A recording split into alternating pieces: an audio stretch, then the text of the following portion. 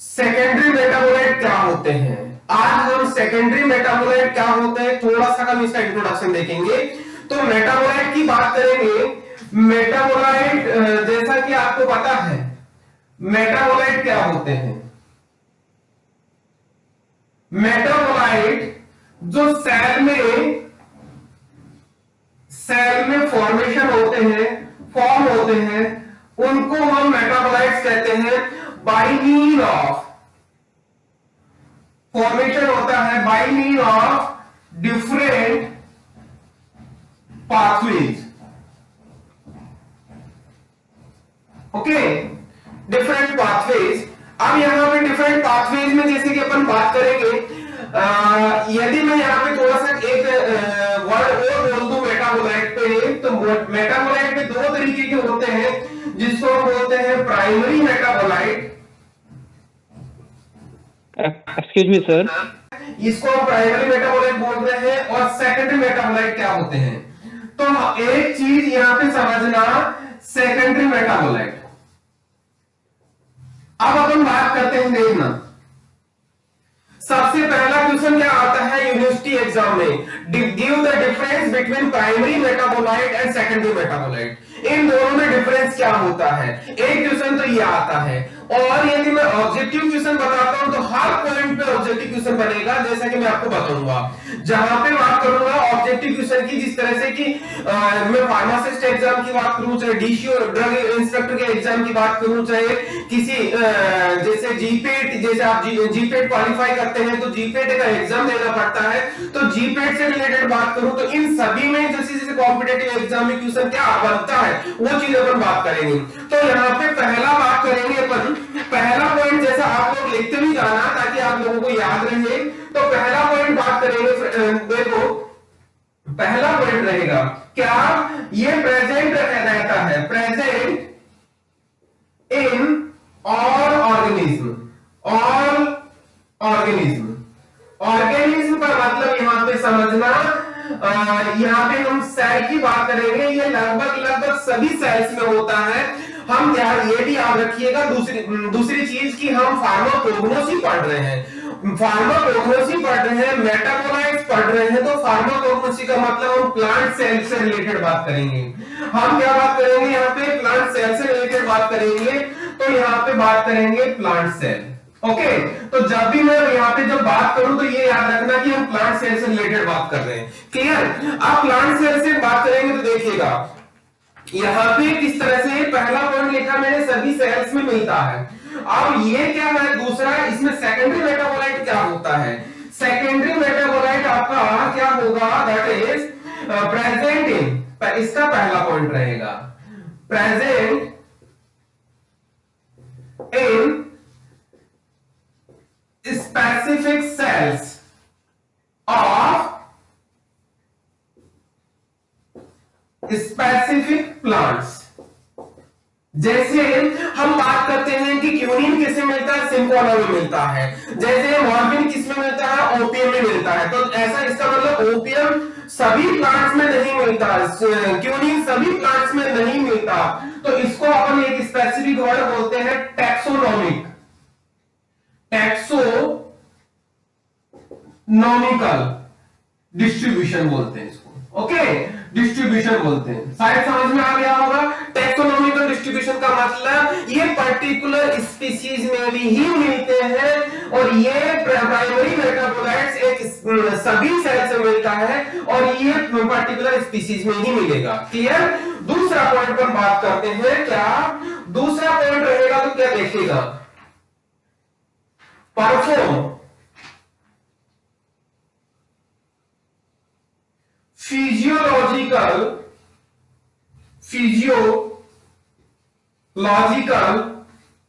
Functions of cell. Normal जो functioning होगा वो सेल्स की नॉर्मल फंक्शनिंग करेगा। जैसे कोई पर्टिकुलर एक एमिनो एसिड है वो एक पर्टिकुलर फंक्शन करेगा, सिमिलरली कोई जैसे प्रोटीन है वो एक पर्टिकुलर फंक्शन करेगा। तो कहने का मतलब यहां पे है कि हम प्राइमरी मेटाबोलाइट्स की बात करेंगे तो वो एक पर्टिकुलर फंक्शन करेगा। रहेगा। क्लियर? दूसरा यहाँ पे देखिएगा कौन सा हम बात कर रहे हैं, इसकी सेकेंडरी मेटाबोलाइट का दूसरा पॉइंट रहेगा क्या, ये स्पेसिफिक फंक्शन करेगा कौन सा, involve in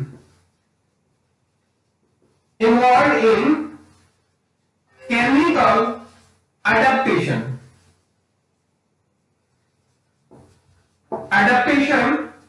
to environmental stress।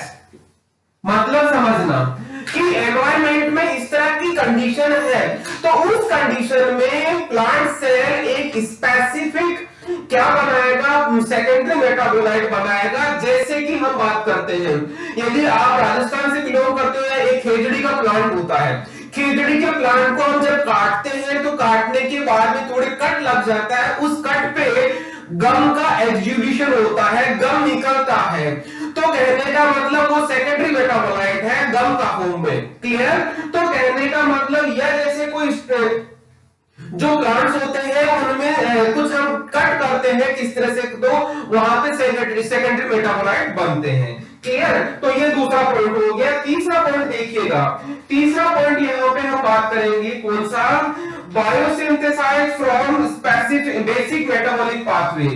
Bio synthesized by basic metabolic pathways। मतलब जैसा जैसा कि मतलब बेसिक मेटाबॉलिक पाथवे का मतलब समझना यहां पे, जैसे सपोज ग्लाइकोलाइसिस जैसे क्रेब साइकिल, ये बेसिक मेटाबॉलिक पाथवे हो गया। लेकिन सेकेंडरी मेटाबोलाइट्स, थर्ड पॉइंट की बात करेंगे, ये तो बेसिक मेटाबॉलिक पाथवे से बन जाएगा, लेकिन सेकेंडरी मेटाबोलाइट्स क्या होंगे, या इस बेसिक मेटाबॉलिक पाथवे से नहीं बनेंगे तो हम उनको बात करते हैं। तो कौन सी मेटाबॉलिक पाथवे से बनते हैं, मींस यहां पे formed by specific metabolic pathway.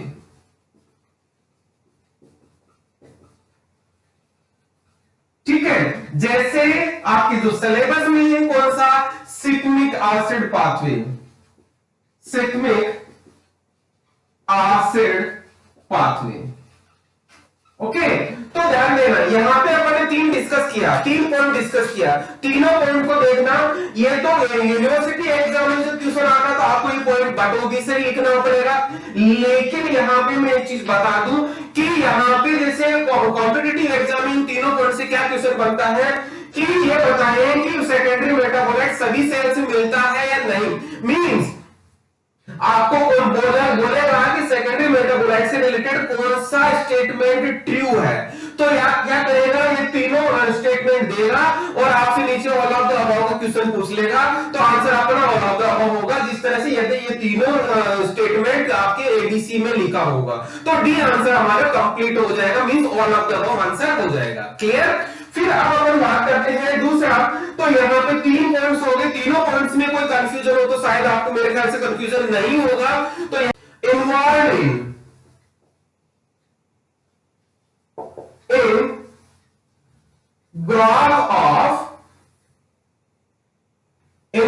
Growth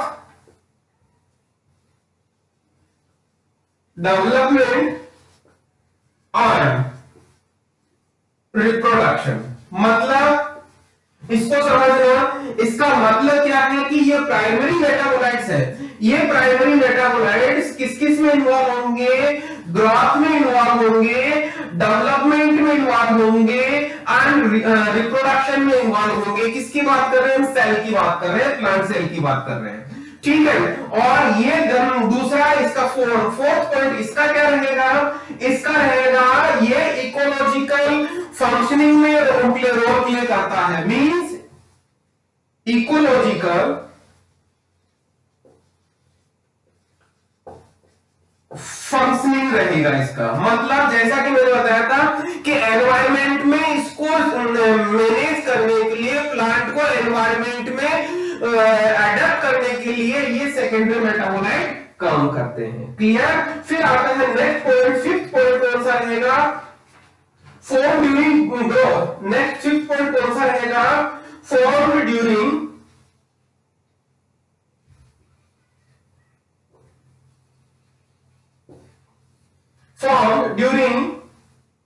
the growth phase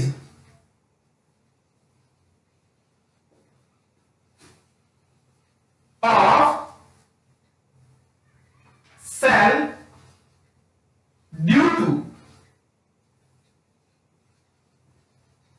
energy production. इसका मतलब क्या हुआ कि प्राइमरी मेटाबोलाइट्स कब बनते हैं कि बेसिक मेटाबॉलिक पाथवे होता है, और जनरली कब बनते हैं जब एनर्जी का प्रोडक्शन होता है। एनर्जी का प्रोडक्शन होता है उस टाइम की बात हो रही है। मतलब यहां पे आपको बहुत इजी वे में समझ में आ गया होगा। इसका मतलब क्या हुआ? इसका मतलब ये हुआ कि जैसा कि पायरुविक एसिड कब बनता है? पायरुविक एसिड बनता है ड्यूरिंग ग्लाइकोलाइसिस। तो ये प्राइमरी मेटाबोलाइट हो गया आपका, ये आपका प्राइमरी मेटाबोलाइट हो गया। कब बनता है? During glycolysis. ओके, तो ध्यान होगा तो ग्लाइकोलाइसिस में एनर्जी प्रोडक्शन होता है। ये है आपका प्राइमरी मेटाबोलाइट का पांचवा पॉइंट। अब अपन बात करते हैं पांचवा पॉइंट कौन सा? सेकेंडरी मेटाबोलाइट का क्या होगा? ये होता है form during secondary phase of growth. तो ये कब बनता है? Formed during secondary phase of growth. मतलब समझना कि यहां पे जब सेकेंडरी फेज ऑफ ग्रोथ का मतलब प्राइमरी मेटाबोलाइट से ये बनते हैं। मतलब इसका यूं कहेंगे that is from formation from primary metabolites. Primary metabolites ये हो गया आपका फिफ्थ पॉइंट। तो इस तरह से कहने का मतलब डिफरेंस शायद समझ में आ रहा होगा। अब अपन बात करते हैं सिक्स पॉइंट की। सिक्स पॉइंट क्या रहेगा? सिक्स पॉइंट रहेगा, देखिएगा आगे, formed in large quantity.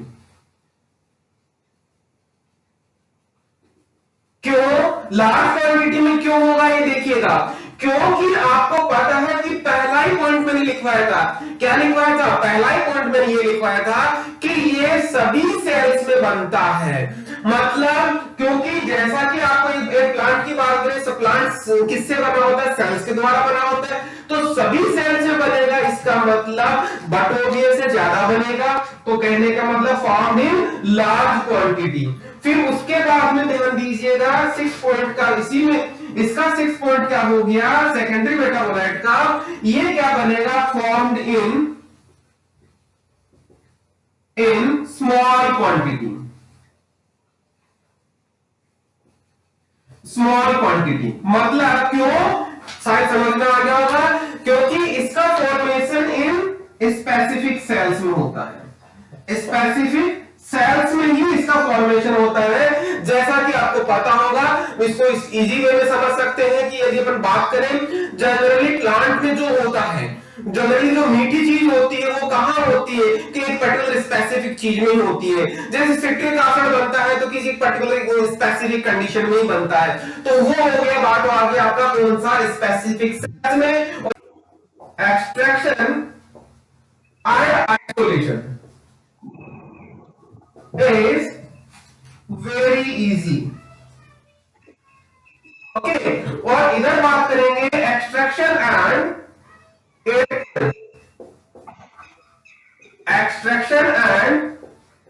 Isolation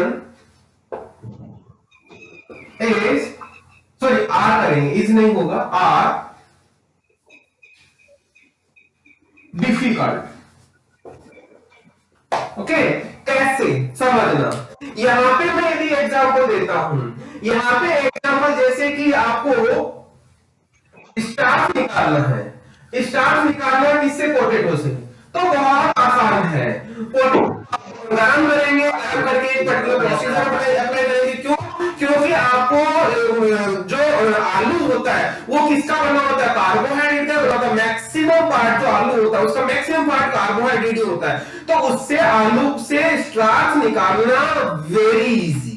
clear. Similarly यहां पे अपन बात करें तो जैसे कि अपन ने बात करी कि एक्सट्रैक्शन ऑफ, क्यों, दूसरी चीज क्योंकि वो बहुत ज्यादा मात्रा में मिलता है यहाँ पे, इसलिए वहां पे इजी है। सिमिलरली यहाँ पे अमाउंट कम है, बाग बड़ा, बाग जो छाल होती है उसको हम छाल को बाग बोलते हैं इंग्लिश में। तो यहाँ पे जैसा कि यहाँ पे क्यूनिन निकालना है, क्यूनिन निकालना है, तो यहाँ पे बात करेंगे तो आप लोग कहेंगे कि उसमें से जैसा कि क्यों, क्योंकि स्मॉल क्वांटिटी में है, स्मॉल क्वांटिटी में है, तो क्या कहेंगे, इसको निकालना। जैसे वो वाली बात हो गई कि कोयले की खान में से सोना निकालना, तो इतना बड़ा पहाड़ है उसमें से सोना ढूंढना वो बहुत छोटी बात हो गई। उसी तरह से बात है, बहुत सारा बात ले लिया, लेकिन हम उसमें से आइसोलेट करेंगे तो क्यूनिन हमें बहुत कम अमाउंट में मिलेगा। ठीक है, ये चीज हो गई हमारा 8 पॉइंट, इसीलिए हमें डिफिकल्ट है। और ध्यान दीजिएगा यहाँ पे हमारा इजी प्रोसेस है, तो ये जो हम 8 पॉइंट इसको कैसे बनाएंगे, 8 पॉइंट है कि ये एक्सट्रैक्शन एंड आइसोलेशन, आइसोलेशन ये क्या है, नॉन एक्सपेंसिव है। नॉन एक्सपेंसिव का मतलब महंगा सौदा नहीं है, लेकिन यहां पे ये 7 पॉइंट हो गया और ये 8 पॉइंट हो गया। तो यहां पे एक्सट्रैक्शन एंड आइसोलेशन कैसा होगा, आइसोलेशन कैसा होगा, वो होगा आपका एक्सपेंसिव टूल रहेगा। एक्सपेंसिव टूल क्यों रहेगा, क्योंकि इसमें हमें बहुत ज्यादा एक्सरसाइज करनी पड़ती है, अमाउंट बहुत कम बना होता है, बाकी मटेरियल बहुत ज्यादा होता है, और उसको निकालने में हमें बहुत सारा प्रोसीजर अप्लाई करना पड़ता है, डिफरेंट डिफरेंट ऑर्गेनिक सॉल्वेंट हमें यूज करने पड़ते हैं, और उसको फिर हम पर्टिकुलर प्रोसेस से अप्लाई करते हुए हम उसको निकालते हैं, इसलिए एक्सपेंसिव होता है। क्लियर। फिर आता है नेक्स्ट 9 पॉइंट। 9 पॉइंट क्या हुआ, 9 पॉइंट देखिएगा, 9 पॉइंट में हम लोग 9 पॉइंट में रहेगा, जैसा कि मैंने बताया अभी पायरुविक एसिड, जैसा कि मैंने बताया एमिनो एसिड, जैसा कि मैंने बताया उसको ग्लूकोज, कार्बोहाइड्रेट में जैसे कोई सा भी कार्बोहाइड्रेट बात है। तो कहने का मतलब प्राइमरी मेटाबोलाइट जो है, प्राइमरी मेटाबोलाइट क्या होंगे, मॉलिक्यूलर स्ट्रक्चर होंगे, पार्ट ऑफ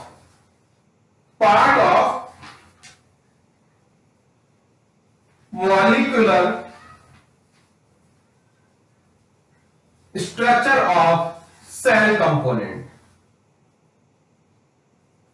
सेल कंपोनेंट मतलब समझना, ये प्राइमरी मेटाबोलाइट सेल के पर्टिकुलर कंपोनेंट का पार्ट होगा, उसकी स्ट्रक्चर का पार्ट होगा, ये कहना चाह रहा है। लेकिन ये क्या होगा, ये पार्ट नहीं होगा, कौन की सेकेंडरी मेटाबोलाइट की बात कर रहे हैं, तो not a part of molecular structure of cell component. मतलब समझ में आया, इसका मतलब ये हुआ कि ये सेकेंडरी मेटाबोलाइट सेल के कंपोनेंट के स्ट्रक्चर में नहीं होते, ये अलग से होते हैं, और ये सभी में सेल के स्ट्रक्चर के पार्ट होते हैं। मतलब क्या हुआ, और अच्छे से समझना, क्योंकि ये सभी में मिलते हैं प्राइमरी मेटाबोलाइट्स। जैसे अपन ने बताया ग्लाइकोलाइसिस से पायरुविक एसिड होता है, ग्लाइकोलाइसिस के बाद में एसिटाइल कोएंजाइम बनता है, फिर पैंक्रियाटिक साइकिल चलता है। उसी तरह से हम यदि मैं लिपिड की बात करूं तो बीटा ऑक्सीडेशन वो चीज होती है। मतलब यहाँ पे जो पाथवे चलेंगे, जैसा एमिनो एसिड बनते हैं और टूटते हैं, तो उस तरह से प्रोटीन बनता है, उस तरह से। तो कहने का मतलब ये चीज तो पार्ट हो गया प्राइमरी मेटाबोलाइट। लेकिन क्यूनिन, या जैसा कहूंगा क्यूनिन की बात करें, एट्रोपिन की बात करें, या जैसे आर्टिमिसिन की बात करें, या डिजिटालिस की बात करें, तो वो कंपोनेंट उस सेल के सभी सेल्स के पार्ट नहीं हो सकते, किसी पर्टिकुलर जगह ही स्टोरेज होते हैं, ना कि हर सेल के कंपोनेंट का स्ट्रक्चर होगा, वो नहीं होगा। कि इनका स्ट्रक्चर जनरली कॉम्प्लेक्स होता है, तो इनका स्ट्रक्चर क्या होगा, स्ट्रक्चर सिंपल होगा इनका, और इनका स्ट्रक्चर क्या होगा, जनरली बात कर रहे हैं अपन, एक्सेप्शंस आर ऑलवेज देयर, लेकिन इसका जनरली जो स्ट्रक्चर होगा वो कॉम्प्लेक्स फॉर्म में होगा। क्लियर। फिर आता है नेक्स्ट कौन सा, यदि अपन बात करें जैसा समझना 11 पॉइंट वाला, इनका फार्माकोलॉजिकल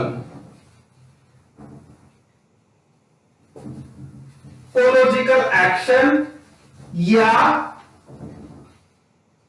थेराप्यूटिक इफेक्ट नहीं होता, मतलब नहीं। क्लियर। मतलब यदि हम ऑरली इसको लेते हैं तो हमारे कोई इफेक्ट नहीं आता, कोई फार्माकोलॉजिकल इफेक्ट नहीं आता, लेकिन यहां इनकी बात करें तो इनका फार्माकोलॉजिकल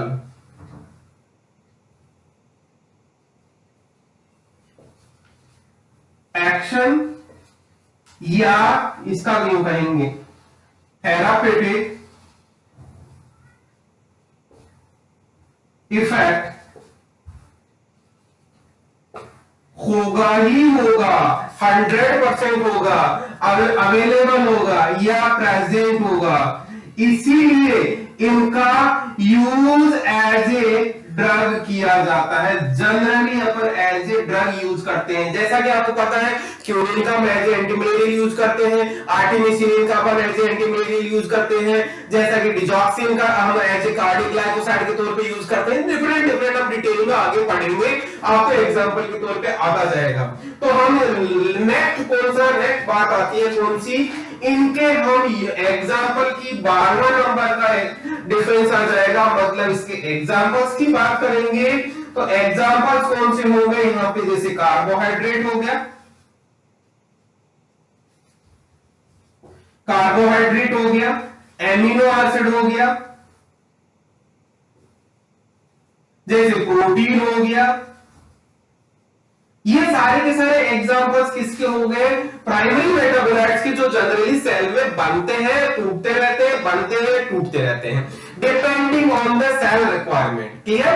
और उसी में जैसे अपन आगे बात कर सकते हैं फैटी एसिड है, ये भी अगेन प्राइमरी मेटाबोलाइट्स है। लेकिन प्राइमरी मेटाबोलाइट्स में अब आपको शायद पता होगा कि प्राइमरी मेटाबोलाइट से ही सेकेंडरी मेटाबोलाइट बनते हैं, तो छोटे फैटी एसिड प्राइमरी मेटाबोलाइट में आएंगे, बड़े फैटी एसिड सेकेंडरी मेटाबोलाइट में आएंगे।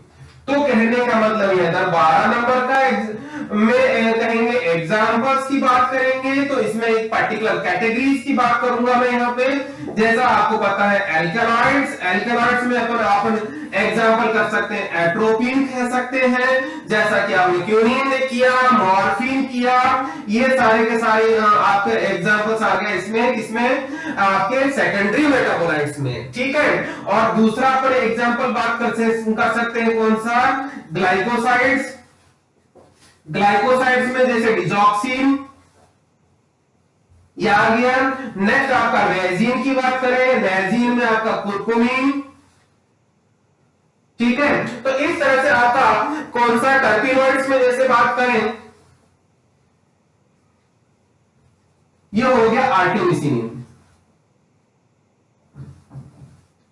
तो ये हो गए सारे आपके एग्जांपल्स, जिसमें आपको कौन सा कि इनका अपन बात करें, मतलब यहाँ पे सेकेंडरी मेटाबोलाइट एल्कलॉइड नहीं है, यहाँ पे secondary metabolite atropine, morphine, digoxin, curcumin और आर्टिमिसिन है। ये कंपाउंड का नाम है, जो पर्टिकुलर प्लांट्स में ही मिलेगा, पर्टिकुलर प्लांट की पर्टिकुलर स्पीसीज में ही मिलेगा, स्पीसीज में भी उसके पर्टिकुलर पार्ट में मिलेगा। ये इसी बेसिस पर हम सेकेंडरी मेटाबोलाइट्स पढ़ेंगे। इनको यदि हम देंगे तो एज उसको ड्रग को देंगे तो उस पर्टिकुलर पर्सन में, पेशेंट में फार्माकोलॉजिकल एक्शन आएगा, थेरापेटिक इफेक्ट आएगा। थेरापेटिक इफेक्ट का मतलब हम उसको एज ए ड्रग यूज कर सकते हैं। जनरली यहाँ पे प्राइमरी मेटाबोलाइट्स को एज ए हम ड्रग यूज नहीं करते, लेकिन सेकेंडरी मेटाबोलाइट्स को हम जनरली यूज करते हैं ड्रग। क्यों?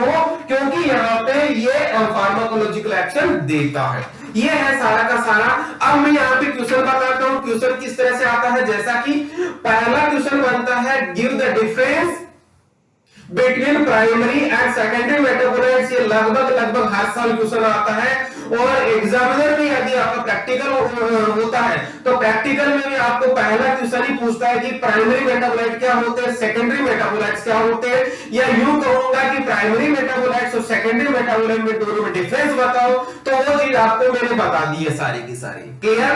अब मैं यदि बात करूं कि गिव द कैरेक्टरिस्टिक्स या give the description about primary metabolite, तो आपको मैंने ये 12 पॉइंट लिखवाए। ये पूरे के पूरे 12 पॉइंट सिर्फ प्राइमरी मेटाबोलाइट वाले लिख देना, तो आपका इसका आंसर कंप्लीट हो जाएगा। जो मैंने समझाया उसको आप लैंग्वेज फॉर्म में और बना देना, और मेन पॉइंट मैंने आपको लिखवा दिए।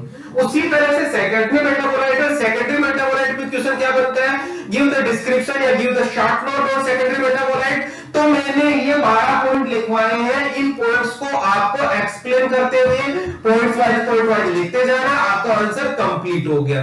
इस तरह से हमने 3 क्वेश्चन पढ़ लिए कि पहला डिफरेंस, दूसरा प्राइमरी मेटाबोलाइट क्या होते हैं, तीसरा सेकेंडरी मेटाबोलाइट्स क्या होते हैं। ठीक है, और यहीं पे मैं बात करूं, अब बात आती है कौन सा कॉम्पिटिटिव एग्जाम या जो फार्मासिस्ट या डीसीओज है, जीपेट, इनमें क्वेश्चन किस तरह से बनता है, ये चीज भी समझ लेना। तो देखना, यदि आपको क्या कहेगा कि which one is not secondary metabolite, तो आपको मैं यहाँ पे Yes, sir. Which one is not a secondary metabolite. जैसे मैं आपको ऑप्शन देता हूं, पहला आ गया आपका एट्रोपिन, दूसरा बी मॉर्फिन, तीसरा सी डिजॉक्सिन, चौथा डी ग्लूकोज। आंसर क्या होगा? ग्लूकोज। Glucose. Glucose, correctly. तो कहने का मतलब हमें ये याद रखना कि नॉट ए सेकेंडरी मेटाबोलाइट, यहाँ पे आंसर आपका हो जाएगा ग्लूकोज। सिमिलरली जैसा कि जो मैंने पॉइंट्स लिखवाए हैं पॉइंट विद एग्जांपल, तो उनमें से कोई सा भी आपको यहाँ पे बोल देगा कि which statement is not true for secondary metabolites, तो उनमें से 3 स्टेटमेंट क्या दे देगा, किसका देगा, वो आपको 3 स्टेटमेंट आपको सेकेंडरी मेटाबोलाइट का, और 1 स्टेटमेंट डाल देगा आपका प्राइमरी मेटाबोलाइट के लिए। तो आपको ध्यान रखना है कि कौन सा सेकेंडरी मेटाबोलाइट का स्टेटमेंट और कौन सा प्राइमरी मेटाबोलाइट का स्टेटमेंट था। इस तरह से आपके ऑब्जेक्टिव क्वेश्चन बनेंगे। इसमें जो कॉम्पिटिटिव एग्जाम्स है, आफ्टर बी फॉर्म की बात कर रहा हूं, तो अपन को तैयारी अभी से करके चलना है। तो ये हो गया आपका आज डिफरेंस और वेल है कौन सा किस तरह से इनका उनकी किस तरह के क्वेश्चंस बनते हैं, ऑब्जेक्टिव क्वेश्चंस।